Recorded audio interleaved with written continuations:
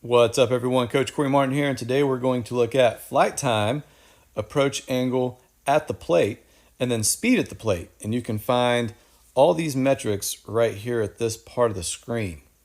Okay, you can see this is at 55 feet exactly what's happening with the approach angle, with the speed, and with the timing, how long this ball is actually staying in the air. This is one of the faster pitches from this bullpen, 81.3 miles per hour out of the hand. 73.4 miles per hour at the plate. Let's talk about that for a second. You're going to lose on average about 10% of your velocity from the time the ball leaves the hand to the time it crosses the plate. So if you're throwing 100 miles per hour out of the hand, you can expect it to be around 90 miles per hour at the plate. So this one's 81.3 out of the hand, 73.4 at the plate. It's very important to understand that. The amount of time that the ball is flying, that correlates directly with speed. So this pitch is 81.3 miles per hour out of the hand.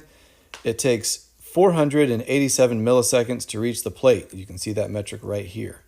This pitch is a little bit slower, 79.9 miles per hour, and therefore that flight time goes up to 495 milliseconds. And this pitch is a little bit slower, and our flight time goes up to 501 milliseconds. So these velocities are very similar, but just the slightest difference in velocity or speed can change that flight time. Now let's look at the approach angle here. This correlates with how the baseball is thrown. I mean, let me specify that. Where in the strike zone the pitch is located. This looks pretty much right down the middle, 0 degrees out of the hand, -6 degrees at the plate on that approach angle. So as it approaches the plate, it is going to start to sink a little bit, which is that -6 degrees. Now, if we look at this pitch that's thrown at 81.3 miles per hour, it's higher in the strike zone, and because it's higher in the zone, see how the ball stays up?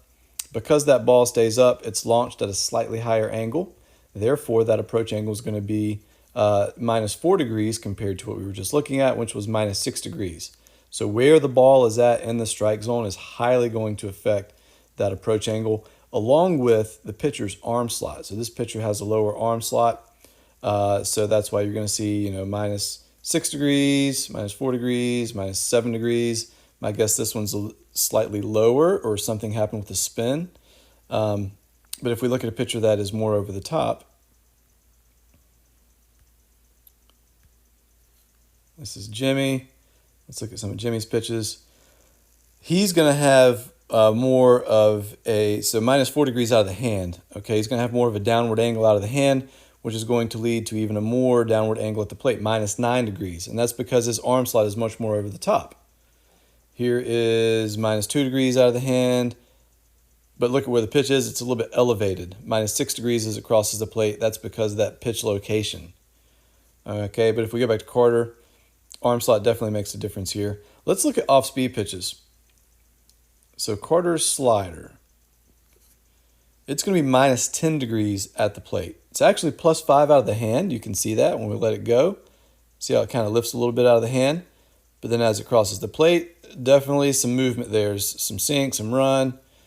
So that's what's going to cause that -10 degrees on that approach angle. And the flight time as well. You can see how the flight time here is 634 milliseconds. Whereas if we go back to his fastball, 495 milliseconds and -6 degrees.